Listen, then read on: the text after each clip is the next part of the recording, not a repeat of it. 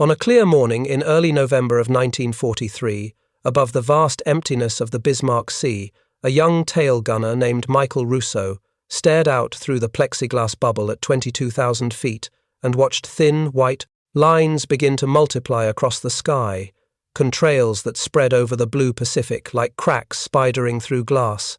And as those lines grew and forked and thickened into the unmistakable signatures of climbing fighters, his hands tightened around the cold grips of his twin 50 caliber Browning machine guns, because he understood in his bones as much as in his training that whatever was coming next would decide whether his crew lived long enough to see another sunrise. And before we dive deeper into this story of one bomber, many enemies and a forbidden decision, if you enjoy detailed, carefully researched World War II aviation stories like this, I would be grateful if you would subscribe to this channel so you do not miss the next episode I bring you each week. From his small exposed world at the very end of the bomber's tail, Russo squinted through curved plexiglass and began to count dark shapes growing out of those contrails silhouettes of Mitsubishi. A 6M0 fighters sliding into view one after another, until it was no longer a matter of a few enemies but dozens closing in with patient deadly purpose.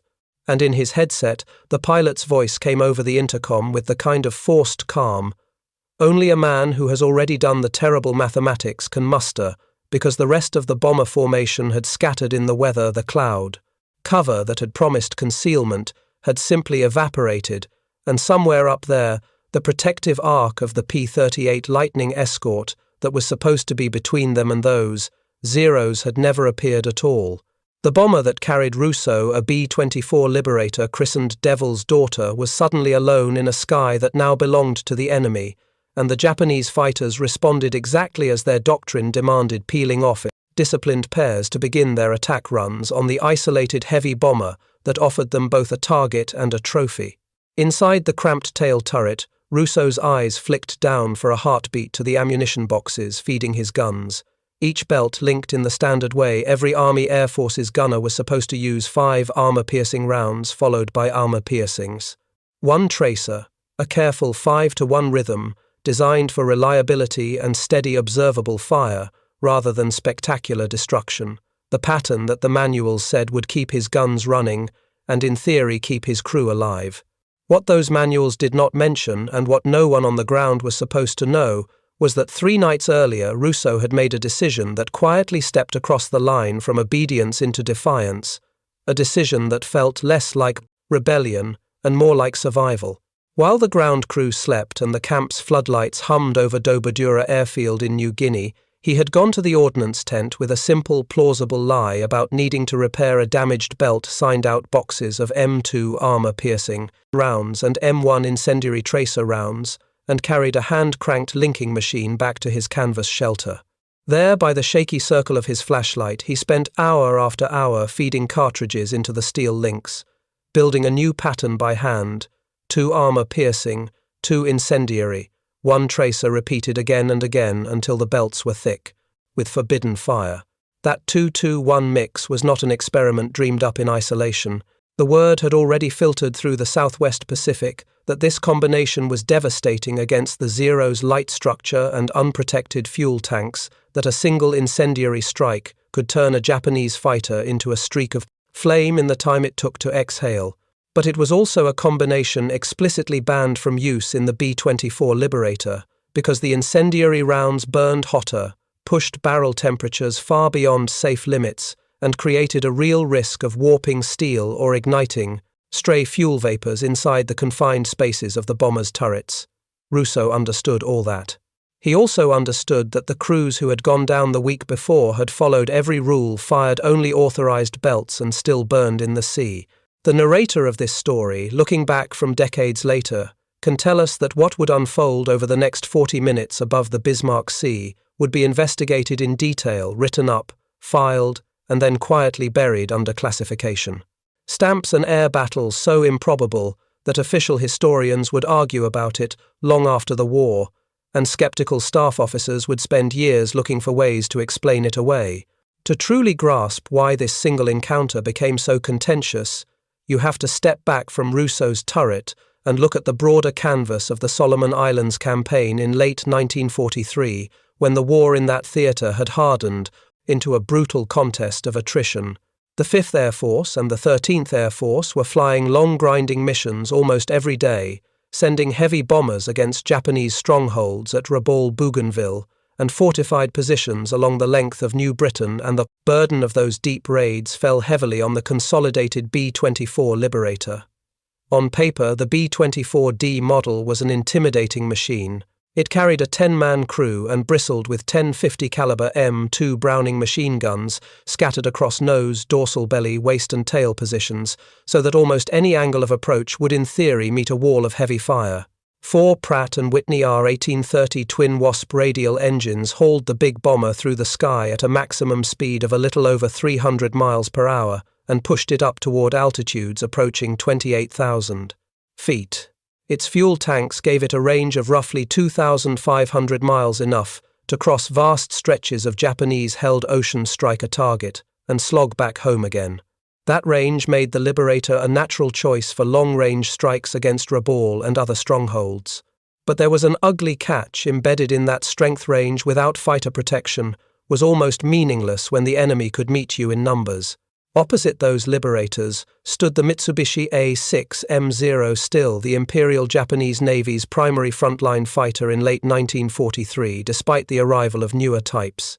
The Zero's Nakajima radial engine pushed it to roughly 350 miles per hour, and crucially it could outturn any American fighter below, about 20,000 feet, carving tight circles through the air that allowed skilled pilots to slide onto an opponent's tail in a heartbeat. Its armament of 2 20mm cannons and 2 7.7mm machine guns gave even a single aircraft the power to rip control surfaces from a bomber or punch holes in fuel tanks until the whole machine blossomed into Lobi-Opote. Fire. Japanese fighter tactics against B-24 formations were not improvisations. They were carefully refined doctrine. Zeros were trained to attack in coordinated waves, usually 8 to 12 aircraft at a time, and to focus not on the heart of a tight, mutually supporting formation, but on the stragglers, the damaged bombers, the aircraft that had drifted out of position and were now hanging in the air like wounded prey. They had also learned through bitter experience and careful observation exactly where the Liberator could not easily defend itself.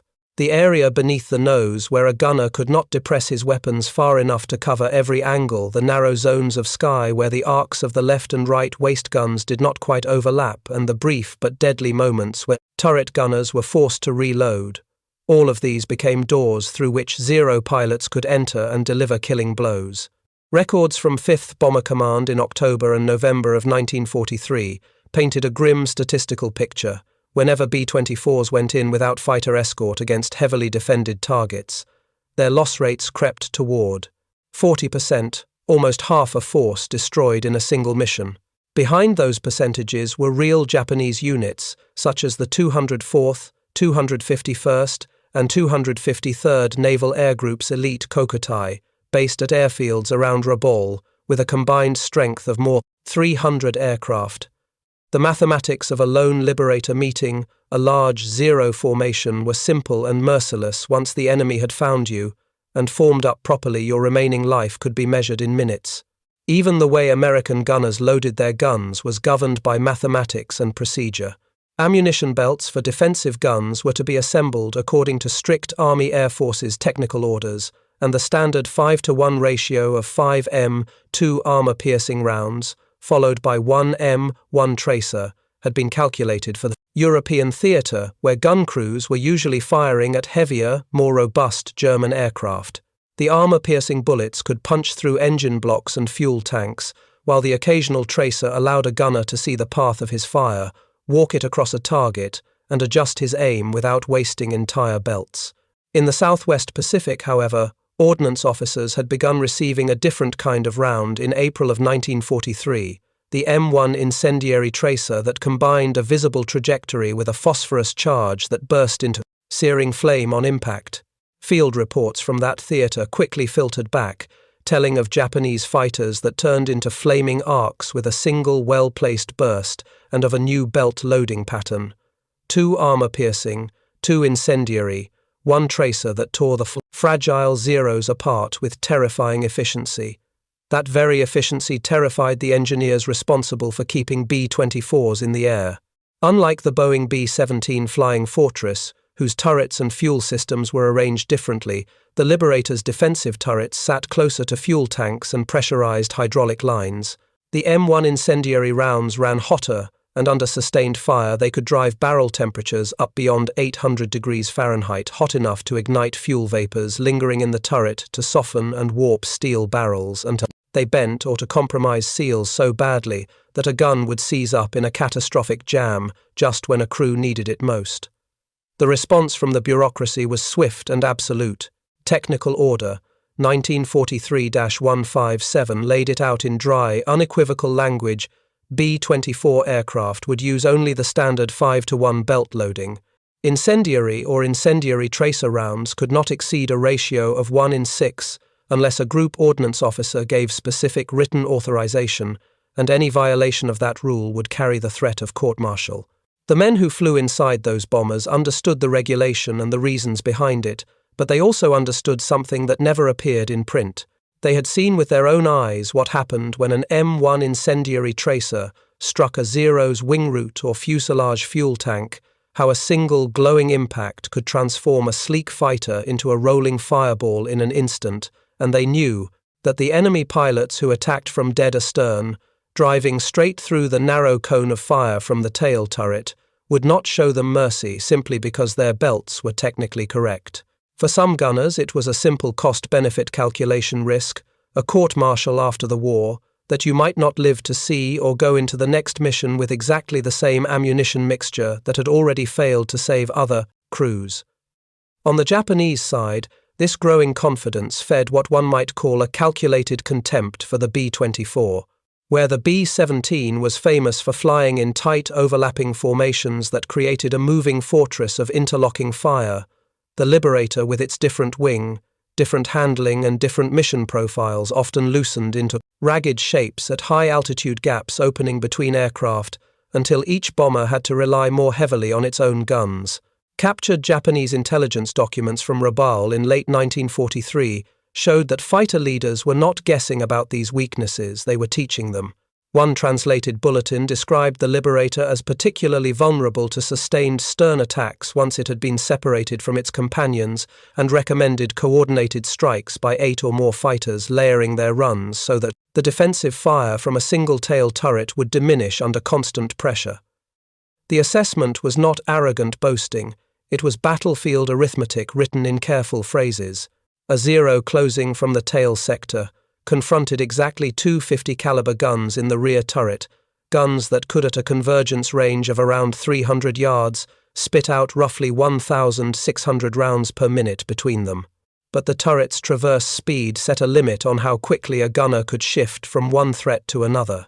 Japanese pilots developed what they called the swarm, a tactic in which 8 to 12 fighters would orbit just beyond effective range, and then on a cue, drive in from several directions at once, some from high stern, some from low stern, others from off the beam, each attack timed by seconds to force the gunner into an impossible triage, which glinting speck was closest, which stream of cannon fire mattered most, which target could he engage before another one ripped open the patience. Bomber's tail. The results showed up in the American records with brutal clarity. During October of 1943, the 43rd Bomb Group logged 15 B-24s lost to fighter attack. 11 of those had been separated from the main formation, and 8 showed concentrated damage in their tail sections that matched the swarm pattern perfectly. In such circumstances, the standard 5-to-1 belts could feel like a cruel compromise. A typical 500-round ammunition box loaded that way gave a tail gunner perhaps 20 tracer rounds, 20 flickering streaks of light that he could use to confirm that his fire was on target, but every tracer was a round that carried less destructive power than a solid armor-piercing or incendiary bullet, and gunners in the Pacific had already seen too many Zeros stagger away after absorbing what looked like solid hits, their light metal skins punctured and stitched, but their vital systems still functioning well enough to carry them home.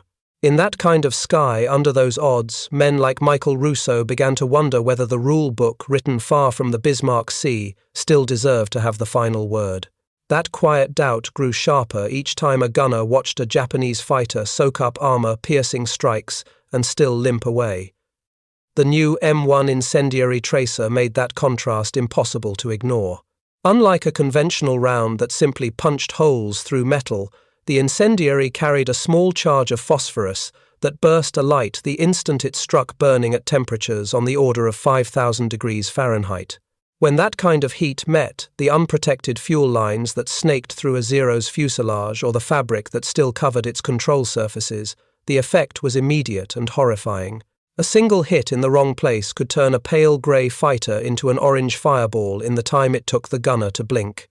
Stories spread through mess tents and briefing rooms of Zeros that did not merely trail smoke, but seemed to dissolve in sheets of flame the moment an incendiary connected. Yet the same reports that described those spectacular kills always carried a warning line at the end, a reminder that on the B-24 Liberator, those same rounds could cook gun barrels until they warped or kindle invisible vapors that would turn a turret into a furnace. The regulation that restricted incendiary use on that airframe was not superstition. It was based on hard engineering and the fear of seeing a bomber destroyed by its own defenses. Michael Russo understood this duality as clearly as any ordnance officer. He had handled guns long enough to know that steel and heat have their own laws, that a barrel abused past its limit might fail just when he needed it most. He had read the technical orders that explained why the Liberator could not be treated like a flying fortress and simply fed a hotter, more aggressive belt without consequence. At the same time, every mission he flew hammered home a different truth. His crew was routinely assigned to the most dangerous targets in the Southwest Pacific, flying into zones where Japanese fighter strength was thickest, and flak rose in black clusters from heavily defended harbors and airfields. Week after week he had watched other B-24s stagger home on fire or fail to return at all, despite having followed every letter of the ammunition regulations. Regulation-compliant belts had not saved the aircraft that exploded in front of his turret over New Britain. Standard 5-to-1 loading had not kept the tail of another Liberator from being chewed off in a swarm attack. The rulebook was logical, but logic meant little if you never finished the tour to tell anyone about it. That conflict crystallized on the night of October 30th, 1943.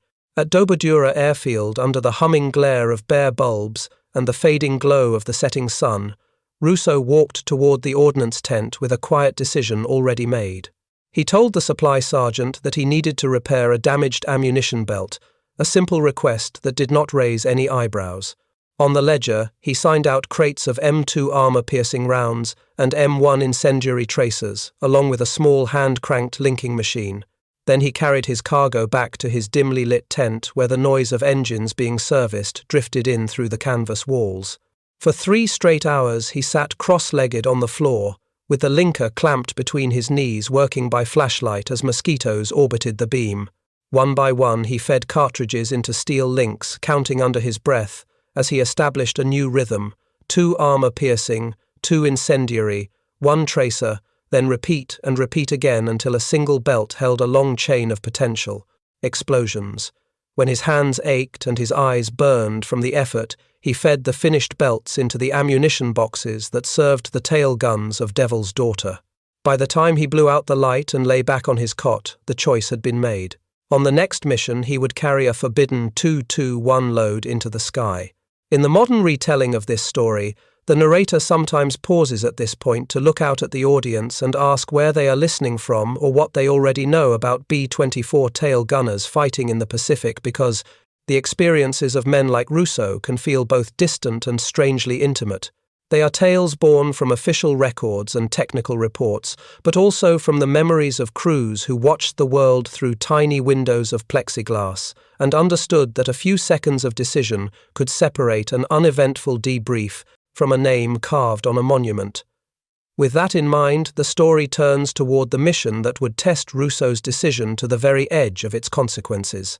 The orders for November 2nd described in the flat language of a briefing slide a strike against Japanese shipping in Rabaul Harbor. On the wall map, the route looked almost simple: assemble over Oro Bay, cross the Solomon Sea, make the bomb run, then turn for the long return to Dobodura. In reality, it meant roughly 12 hours in the air, much of it over water where a damaged bomber might never be found, and long stretches spent within range of some of the most experienced Zero units in the theater. Intelligence officers working from intercepted signals and reconnaissance predicted what they called moderate fighter opposition, perhaps 20 to 30 enemy fighters rising to meet the bombers as they approached the target. For crews who had learned to read between the lines, that number sounded uncomfortably high even before the formation lifted off. At the start of the mission, Devil's Daughter held what many would have considered a fortunate slot. She flew in the number 3 position of the low squadron, a spot that enjoyed partial protection from surrounding aircraft and did not usually attract the first attention of climbing fighters. Engines droned in a steady chord as the group settled into its cruising altitude and pointed its noses toward Rabaul. Then at roughly 8:47 hours, about 20 minutes from the planned bomb run, the weather shifted in a way that no chart had predicted. A wall of towering cumulus clouds rose in front of the formation, forcing last-minute choices. The lead squadron clawed for altitude, climbing above the cloud tops in search of clear air. The high squadron banked left, steering around the build-up. The low squadron, including Russo's aircraft, continued straight ahead into narrowing lanes of visibility. In less than 3 minutes, Devil's Daughter found herself in disrupted airspace where friendly shapes no longer filled every quadrant of the sky. When Russo pressed his face to the glass of his turret and looked behind them, the comforting sight of a full bomber box had thinned into scattered specks. He saw the enemy first. Off at 2 o'clock high, where the cold air was clear and hard, blue new contrails appeared, curved lines that bent downward as they descended toward the bomber's altitude. Habits drilled into him through endless training kicked in. He thumbed the intercom switch and called out bandits 2 o'clock, a lot of them his voice steadier than he felt. Up in the cockpit, the pilot came back with the inevitable question. How many? Russo kept counting silhouettes as they grew, then started again when the number felt unreal. Above the hum of the engines, he finally answered, 50, maybe 60, maybe more, and the words hung in the intercom circuit like ice. The Zero pilots did not hurl themselves in individually in some reckless burst of enthusiasm. They orbited at a safe distance, positioning themselves out of range while they studied their prey. From his bubble, Russo watched them swing around in a wide circle, maintaining altitude and discipline, their contrails forming a faint halo in the upper air. There were no premature dives, no wasteful bursts of fire, only a slow tightening of the ring. The bomber's pilot understood the choice that confronted him, and it was as brutal in its simplicity as any of the enemy's tactical diagrams. He could break off and turn away from the target, surrendering the mission, and hoping that the same fighters would not intercept them again on the long flight home, or he could hold course, press on into the teeth of the defense, and trust his gunners to carve a path through. After a brief pause, he chose the latter. His voice came over the intercom with a firm finality. They were going in. Every gunner was to make every shot count. At 8:53 hours, the Zero formation shifted from watching to killing. The first wave committed itself in a classic stern assault straight out of their training manual. 8 fighters detached from the orbit and dropped into attack positions, 4 sliding into high astern slots, and 4 taking up low astern approaches, each pair separated by roughly 30 seconds. The geometry was designed to overwhelm a single-tail turret, forcing the gunner to engage targets from different angles in rapid succession until he fell behind the pace. In Russo's sights, the first pair from high astern at about 4 o'clock grew from specks into defined shapes as they dove. The range indicator ticked down 800 yards and closing. Inside the tail turret, Russo's 221 belts began to feed each linked chain, crawling into the receivers of his twin Browning guns. He did not fire. Years of training argued for opening up at long range to walk the fire in, but his experience and his understanding of what those incendiary rounds could do if they struck at the right moment told him that he had to wait. At 700 yards, the Zeros were larger, their elliptical wings and long noses distinct against the sky. They opened fire, first lines of tracer and invisible cannon shells reaching out toward the Liberator. At 600 yards, then 500, their streams of fire stitched the air around the bomber. Russo felt the entire tail shudder as a 20mm shell punched through the vertical stabilizer a few feet above his head, tearing fabric and metal. Only then did he clamp his fingers around the butterfly triggers and let the guns speak. The twin .50 caliber weapons erupted the recoil, vibrating through his arms as they spat out rounds at a combined rate of roughly 1,600 per minute. Through the dancing flashes, he watched every fifth round trace a glowing path across the lead Zero's engine, cowling, marking the line for the armor-piercing and incendiary slugs around them. When the first M1 incendiary struck home, the effect was instantaneous. The engine compartment did not simply leak smoke, it erupted. Cylinders blew apart as the incendiary's phosphorus ignited fuel vapor and lubricating oil in the confined space. Flames burst along the cowling seams and then out into the slipstream, wrapping the nose in orange light. The fighter lurched, cartwheeled violently to the left, trailing a tail of burning fuel, and spun past the Liberator's tail toward the ocean below. Russo had no time to watch it fall. As the burning Zero tumbled away, he was already hauling the turret around to the right to bring the second fighter in the pair into his sights. The wingman flashed through his sight ring, and he unleashed a tight 3-second burst. Incendiary strikes walked along the fuselage, and he saw the fabric-covered control surfaces on the tail flicker, then blossom into fire. The Zero tried to pull up its pilot, hauling back on a stick that now moved unreliable surfaces, and for a moment it clawed upward, trailing fire before the flames ate through too much structure. The fighter rolled onto its back and dropped away, a burning leaf falling from the sky. From the first squeeze of the triggers to the disappearance of the second, Zero had passed perhaps 18 seconds. 2 attackers were gone, but the second pair was already sliding into position from lower stern at about 5 o'clock. Depressing his guns to meet the new threat, Russo tracked the lead low fighter as it rose on his gun sight. When he pressed the triggers again, the burst stitched across the wing root, that vulnerable place where fuel and structure met. Several incendiary rounds vanished into the metal, and an instant later a flash bulged the wing from within. The internal fuel tank ruptured in a blast that tore the wing free from the fuselage.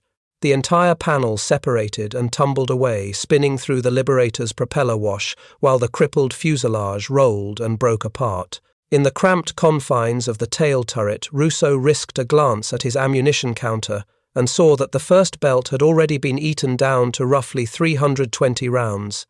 There was no time to think about how many fighters remained. He could see more contrails sliding into attack runs above and below, and the battle was only beginning. As the fight ground on what had begun as a neat sequence of attack, waves disintegrated into a savage, swirling brawl. Zero after Zero hurled itself into the tail gunner's cone of fire, and if Russo's bursts found their mark, vanished in sprays of flame and fragments. The modified 2-2-1 belts were doing exactly what the rumors had promised. Each time an incendiary round touched a fuel tank, a line, or a fabric surface, the Japanese fighter did not merely show damage, it came apart. Yet even as more enemy aircraft fell, more contrails slid into new approaches. Russo's world shrank to the movement of the sight, the feel of the triggers under his fingers, and the dwindling numbers on the ammunition counter. At last, after what felt like an entire lifetime compressed into one continuous burst of adrenaline, he found himself tracking empty sky. Only 3 Zeros remained in attack position now. Instead of rushing in for another pass, they climbed back into a loose orbit and held there just beyond range, as if weighing the cost of another assault. After a few long moments, they turned their noses east and banked toward Rabaul, leaving the scarred Liberator alone in the thinning air. Only then did the crew grasp that the engagement that had consumed them had lasted roughly 42 minutes, a nearly unbroken span of climbing, diving, shouting, firing, and burning. As the adrenaline slowly receded, and his breathing turned ragged in the thin oxygen, Russo finally thumbed his intercom switch and spoke a simple truth. He was out of ammunition and his guns were finished. In the cockpit there was a pause, as if the pilot was trying to reconcile that calm statement with the chaos they had just survived. Then another question came down the line, one that seemed almost trivial against the backdrop of bullet holes and streaks of fuel, but which would echo through the official records for decades. How many did you get? Russo looked at the ammunition counter again, taking in the fact that he had fired 960 of the 1,000 rounds he had loaded into the tail turret, nearly every cartridge in his forbidden belts. He knew that the 2-2-1 pattern meant roughly 40 complete engagement sequences had gone through the guns. In his mind, he walked back through the battle 1-0 after another, recalling the ones he had seen ignite or break apart, the ones that had clearly been dying machines even before they tumbled out of view. He did not count those that had been merely grazed or had escaped into cloud. When he finally answered, his voice was hoarse but steady. 11 confirmed, he said maybe more. The intercom went silent. In that silence, each man on the crew tried to wrap his mind around what those numbers meant. The long journey back to Dobodura was an ordeal of a different kind.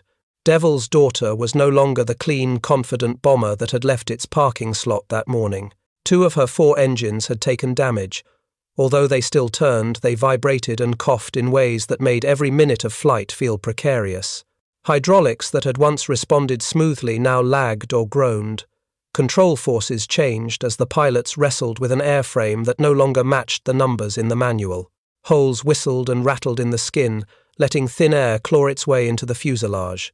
When at last the battered B-24 lined up with the runway at Dobodura and eased down onto its tires at about 15 34-hours, ground crews who had been counting aircraft as they returned from Rabaul stared at the newcomer with a mixture of relief and disbelief.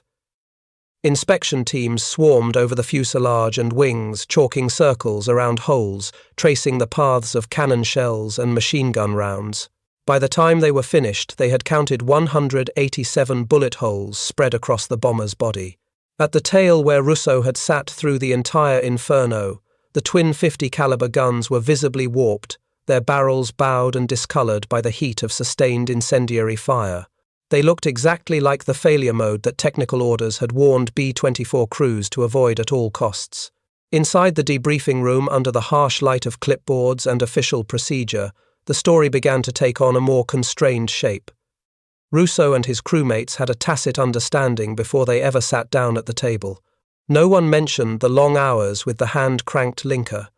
No one described the distinctive flashes of incendiary impacts or the way entire fighters seemed to explode rather than merely burn. They gave the facts that could be confirmed by any outside observer. They described the breakup of the formation in the weather, the appearance of a very large number of enemy fighters, the waves of coordinated stern attacks, and the disciplined way in which those attacks had been repelled by the Liberator's guns. The written report that emerged from that session contained one line that stood out like a flare. Engaged, multiple enemy fighters, 11, confirmed, destroyed by tail gunner standard defensive tactics employed. When the document reached the intelligence section of 5th Bomber Command, the reaction was exactly what one might expect. Skepticism hardened into something close to hostility.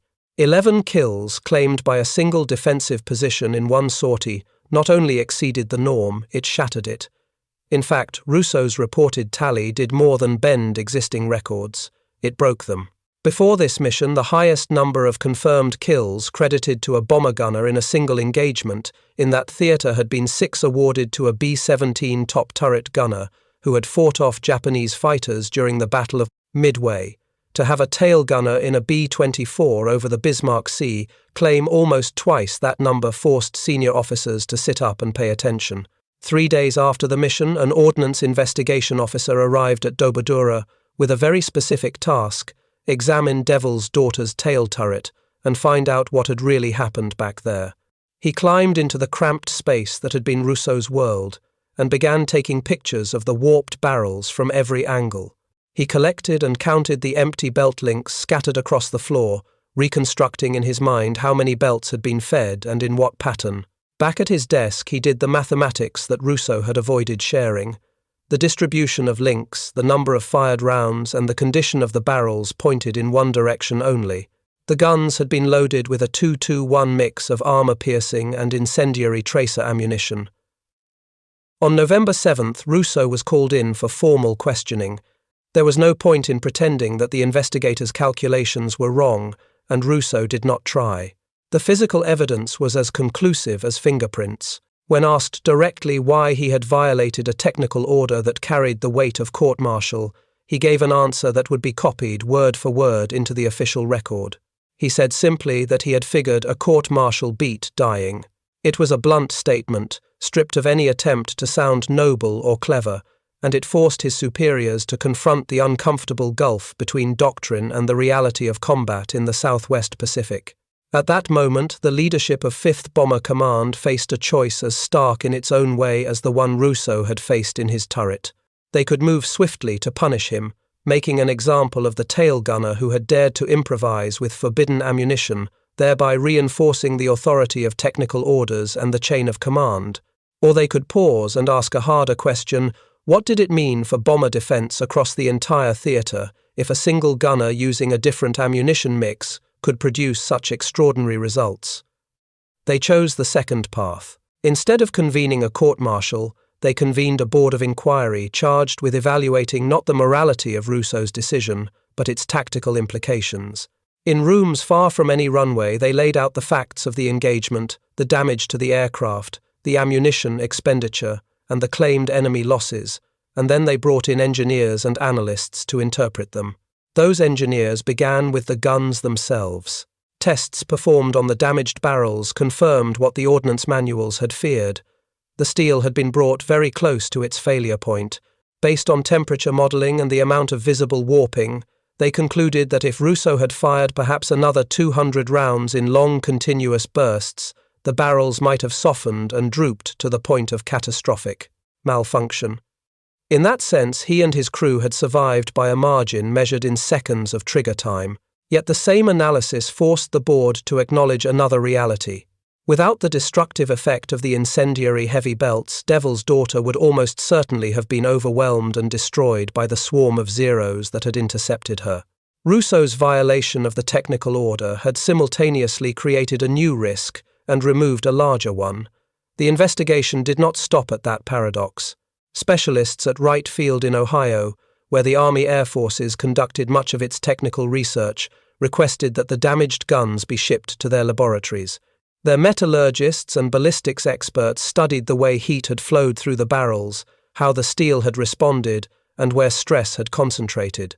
From those findings, they began to sketch out new guidelines for using incendiary ammunition without courting disaster. They recommended that gunners be trained to fire in shorter, more disciplined bursts rather than holding the triggers down for long strings that spiked temperatures. They suggested improvements to turret ventilation, adding vents and airflow paths that could carry away some of the heat that had baked the inside of Russo's tail position. The goal was no longer to forbid incendiary ammunition outright, but to understand how to use it without sacrificing the reliability of the guns. By December of 1943, these technical recommendations translated into a new piece of doctrine.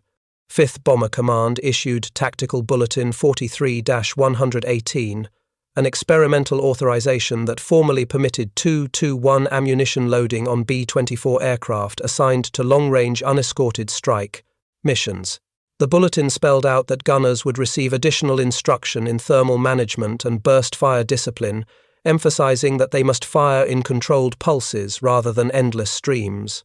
It also included careful language stating that this authorization was provisional and carried an acknowledged increase in equipment failure risk.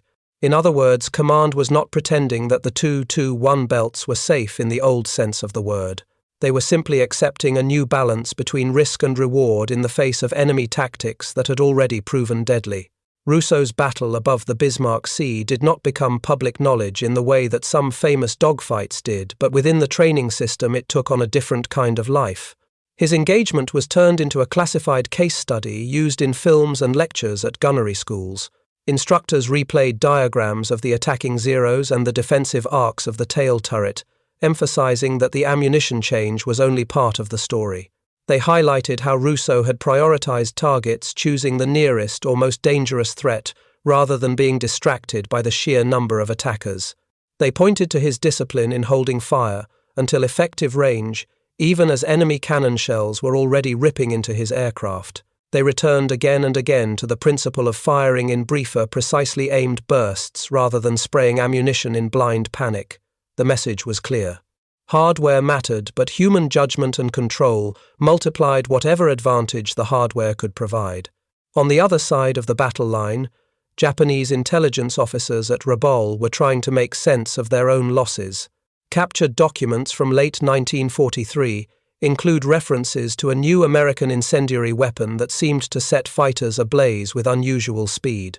However, these same reports often credited the rising rate of zero losses primarily to improved escort tactics by American P-38 Lightning squadrons and to what they perceived as better training among bomber gunners.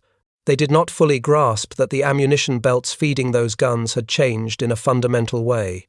Meanwhile, across the Southwest Pacific, other B-24 gunners facing the same terrifying mathematics as Russo were reaching their own conclusions. Some quietly adjusted their belts, adding more incendiaries despite the regulations. A few of these men suffered the nightmare that the technical orders had predicted, watching their guns seize or fail at the crucial moment. Others, like Russo, saw enemy fighters simply vanish under their fire. By February of 1944, the pattern had become too clear to ignore. The experimental status of the 2-2-1 load was dropped, and the ammunition mix became standard across B-24 units of 5th Air Force. Statistical summaries compiled afterward suggest that this change contributed to roughly a 12% reduction in bomber losses to fighter attack over the final 18 months of the Pacific Campaign. 12% might sound modest on paper, but when applied to thousands of sorties, it represented hundreds of heavy bombers that returned to their bases rather than plunging into the sea, and thousands of airmen who stepped down from their aircraft instead of disappearing into missing in action lists. For Michael Russo personally, the war's course took a more familiar arc. He continued to fly combat missions with the 43rd Bomb Group until he completed 34 operations, then rotated back to the United States in March of 1944. In recognition of his actions, on November 2nd, he received the Distinguished Flying Cross, one of the highest decorations an airman could earn. The citation spoke of extraordinary heroism, of exceptional aerial gunnery skill, and of courage under intense enemy attack. It did not mention the forbidden ammunition belts, the hand-cranked linker, or the technical order he had chosen to ignore. Within the bureaucratic machinery of the Army Air Forces, there was still a genuine dilemma. He had broken an explicit rule in a manner that in another context would have been grounds for severe punishment. At the same time, his broken rule had clearly saved an entire crew and yielded insights that were now being woven into official doctrine. In the end, the institution chose a compromise of silence. Court-martial proceedings that had been considered in the immediate aftermath of the investigation were quietly abandoned. No charges appeared in Russo's service record, no reprimands, no dark marks that would haunt him in post-war life. The system neither publicly praised his disobedience nor condemned it. It simply treated his case as a source of data and moved on. Devil's daughter herself never went back to war. The accumulated damage to her controls, surfaces, her hydraulic systems, and the stressed structure of her tail section was too severe for rapid repair. Instead, she was reassigned as a ground-training airframe at Dobodura, a battered veteran used to teach new mechanics how to read the story of a mission from torn metal and twisted control runs. The guns that had done so much damage to the Japanese fighters did not remain on that airframe. They had already been shipped to Wright Field, where they played a small but meaningful role in the evolution of American weapons. Engineers used them as a benchmark while designing an improved M2 heavy barrel variant of the .50 caliber Browning with thicker steel and better heat dispersion characteristics, tailored to withstand the higher temperatures generated by incendiary ammunition. That upgraded barrel began entering production in the middle of 1944, in time to serve not only in the Pacific but also over Europe.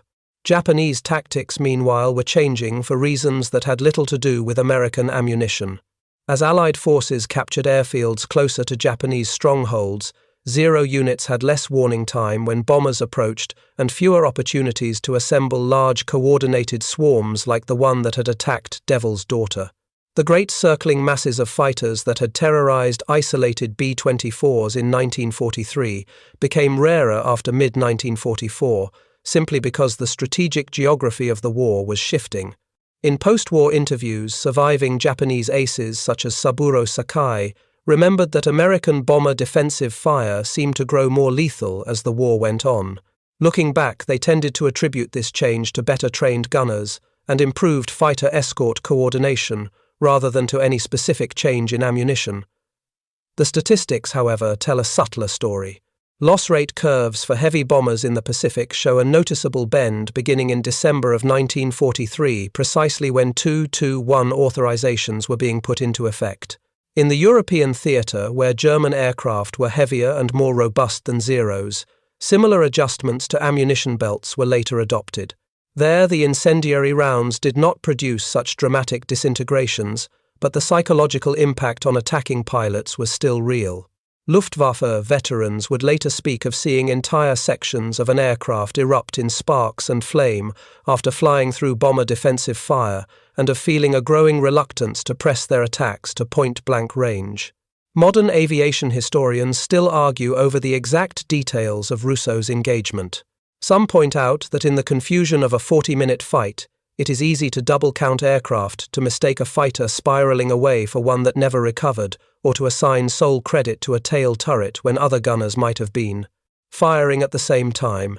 Others note that Japanese records from early November 1943 confirm significant fighter losses near Rabaul on days when B-24 formations were operating, leaving room for Russo's tally to be accurate or close to it. What very few dispute is that the engagement was extraordinary by any reasonable measure. It showed that under the right conditions, a single defensive position on a bomber, armed with the right ammunition and manned by a gunner willing to accept the risks, could turn what had once been a one-sided equation into something closer to even. Stepping back from the details of calibers and barrel temperatures, the story of Michael Russo and Devil's Daughter becomes a lesson in how doctrine bends under the pressure of combat.